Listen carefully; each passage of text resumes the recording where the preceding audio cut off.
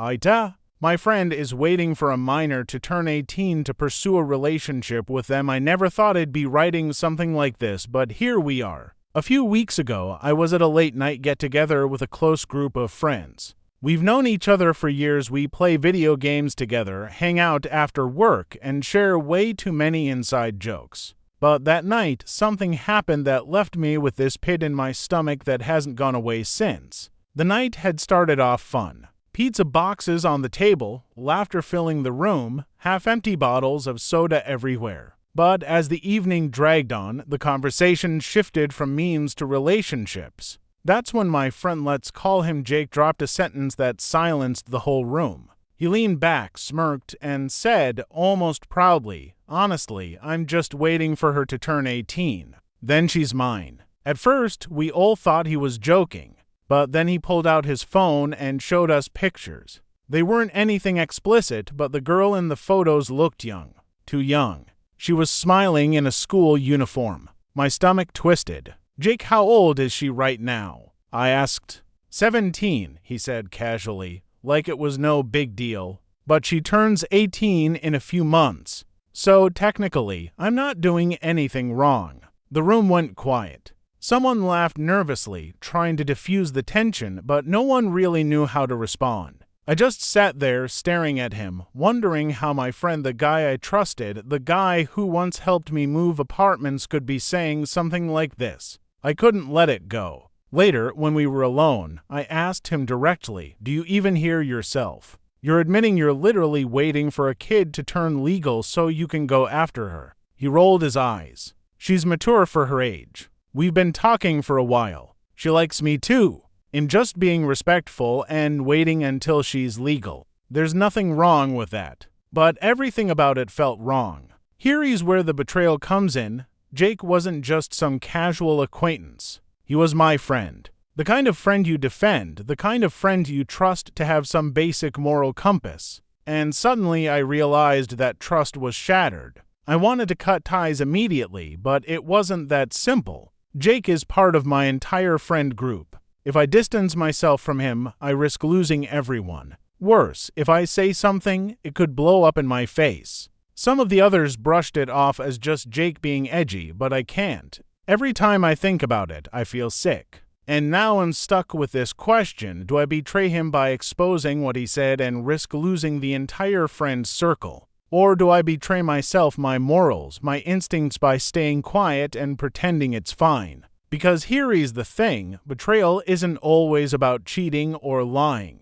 Sometimes it's about realizing the people closest to you are capable of things you can't accept, things that force you to see them in a new, darker light. So I ask, am I the asshole for wanting to walk away from this friendship, even if it means losing people I care about? Or would I be the asshole if I said nothing and allowed this to continue in silence? After that night, I couldn't look at Jake the same way. Every time he messaged the group chat, joking around like nothing was wrong, I felt this wave of disgust. I couldn't unhear his words, and just waiting until she's 18. I thought maybe it would fade. Maybe I'd convince myself I overreacted. But then I saw his Instagram stories. He was reposting pictures of her, subtle, just shout-outs and heart emojis, but I recognized her face from the photos he showed us. My heart sank. It wasn't just talk. He was actively trying to keep himself in her orbit, counting down the days until her birthday.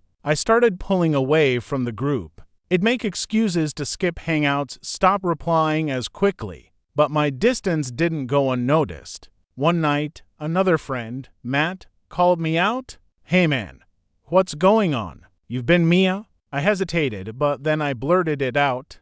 "I can't deal with Jake right now. What he said about that girl, it's not right." Matt sighed. "Yeah, I know it sounded bad, but technically, he's not doing anything illegal. She'll be 18 soon." "That's not the point," I snapped. "He's grooming her. He's waiting for her to cross some invisible line so he can pounce. It's disgusting." Matt went quiet for a while before saying, "Look, I'm not defending him, but Hayes our friend. We've known him for years. People mess up, say dumb things. I cut him off. This isn't just a dumb thing. This is who he is. The call ended awkwardly, and I realized I was on my own. That night, I couldn't sleep. I kept picturing her, this girl who probably thought she was just talking to a cool older guy. She probably had no idea he was circling like a predator, waiting. My chest tightened with guilt. If I stayed quiet, wasn't I complicit? The next day, I made a choice. I reached out to her directly. I didn't go in guns blazing, I just sent her a friendly message, introducing myself and asking how she knew Jake. Her reply shattered me. "Oh, Jake. Yeah. He's been super sweet to me. He says we have this special connection. He told me he's just waiting for the right time. My friends tease me about it, but I really like him." I stared at her words, my stomach twisting. She didn't see it. She thought it was romantic. She thought he was being noble by waiting. That was when I knew I couldn't stay silent. I tried to warn her gently. I told her, "Look, I know Jake. He has a habit of saying one thing to get what he wants. Be careful. He's older, and sometimes people like that take advantage of younger girls." But she got defensive. She replied, "You don't know him like I do. He's different with me. Please don't ruin this." I felt sick. Jake had already sunk his claws in. A few days later, the fallout began. Jake confronted me in the group chat. "You trying to sabotage me?" he wrote. "Stay out of my business." I didn't back down. I typed, "Your business is disgusting. You're a grown man preying on a teenager. I want to stay quiet about it." The chat exploded. Some friends sided with me, saying it was creepy and wrong. Others defended Jake, parroting the same line about how technically shall be legal. The group split down the middle, and suddenly I was the outcast. Jake blocked me everywhere. The friends who sided with him started icing me out too, calling me judgmental, self-righteous. Even Matt, who had been on the fence, messaged me privately. "Man, you could've just kept it quiet. You didn't have to blow everything up." But how could I?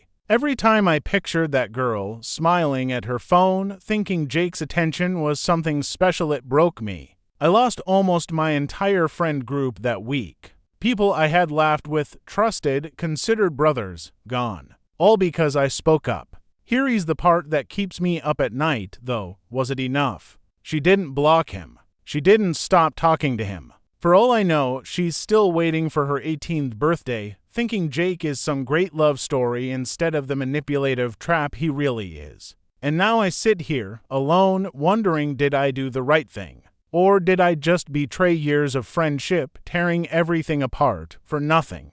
Because betrayal cuts both ways. Jake betrayed the trust of that girl, but my friends think I betrayed them by exposing him. And sometimes, when the loneliness creeps in, I wonder if maybe they're right. Weeks passed. The group chat that used to buzz on my phone every night went silent, at least for me. They made a new one without me, I could tell. Suddenly, I wasn't being invited to game nights, wasn't tagged in memes, wasn't in any more. Jake, though, he was thriving. His Instagram was full of smiles, selfies, little cryptic captions. And then one day, the picture I had dreaded appeared, him with her. She had turned 18. He wasted no time making it public. The caption, finally, "Worth the wait?" The comments were full of heart emojis, congratulations, and inside jokes from my old friends. Nobody seemed to care. No one saw it for what it was. I sat there staring at my phone, my chest burning with this mix of rage and helplessness. He had won. He got the girl. He got the group. And I got nothing but silence. But the betrayal wasn't done yet. A week later, I got a message from her. It was short, nervous.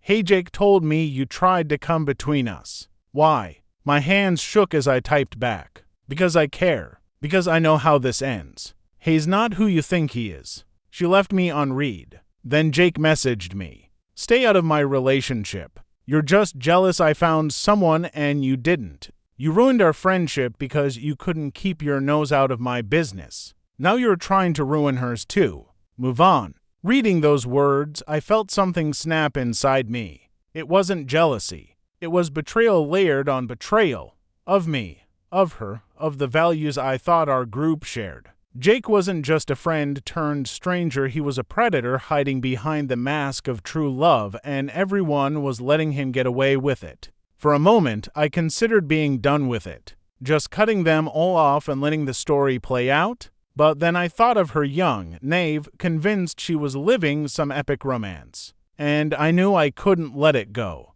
So I went further. I found her older sister on social media. They looked alike, and from the posts, I could tell she was protective, sharp. I messaged her anonymously first, sending screenshots of Jake's old texts, the ones where he bragged about waiting. Her reply came fast. "Who are you? How did you get these?" I hesitated, but finally told her the truth. I told her everything what Jake said at that party, how he bragged about waiting for her sister to turn legal, how he messaged her constantly before her 18th birthday. The sister went quiet. Then she said, "I knew something was off. Thank you." That night, everything blew up. Jake's Instagram post with the girl disappeared. His account went private. The girl deleted a bunch of her pictures, and suddenly his name was being whispered around the group. I don't know exactly what happened. Maybe the sister confronted him. Maybe the girl finally saw through it, but within a few days, his shiny relationship was crumbling. And then one last message came from Jake. "You couldn't stand to see me happy, could you? You ruined everything. You betrayed me?" That was the final irony. He called me the betrayer. I stared at the message, feeling hollow. Maybe, in his mind, I had. One chose the girl's safety over loyalty to him. I chose the truth over silence. And yeah, I lost my entire friend group in the process. But here's what I've come to realize. Betrayal isn't always about stabbing someone in the back. Sometimes, betrayal is choosing to walk away from people who've already betrayed your morals, your trust, your sense of right and wrong. Jake lost his mask that week. The group lost their illusion. And me? I lost people I thought were friends. But maybe, in the end, I kept something more important, my conscience.